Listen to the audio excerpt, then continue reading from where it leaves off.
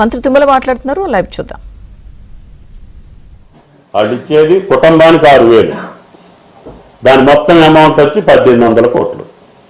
మీరు ఒకేసారి 18,000 కోట్లు వేస్తే మీకు కళ్ళు మంట పడుతున్నాయా? మీకు కంట నీరు వస్తుందా? మీకు ఇంటికాడ నిద్ర పట్టట్లేదా? ఒకేసారి 18,000 కోట్లు వేసిన వాళ్ళకేమో మీరు అపప్రద సృష్టిస్తారు. సంవత్సరానికి 1,800 కోట్లు ఇచ్చే కేంద్ర ప్రభుత్వాన్ని మట్టికి ఆ ప్రభుత్వంలో ఉండి, ఆ పార్టీలో ఉండి, మీరు పార్లమెంటు సభ్యులుగా, శాసనసభ్యులుగా ఉండి అక్కడ అడగకుండా ఇక్కడికి వచ్చి తెలంగాణ రైతాంగాన్ని గందరగోళపరచాలనుకుంటే రైతాంగం అంత అమాయకంగా లేరు అని చెప్పి బీజేపీ నాయకులు చెప్పదలుచుకున్నాం.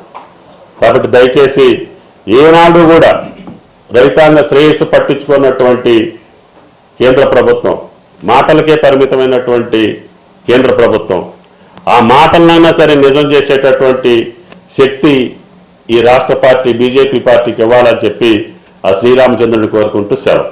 Thank you.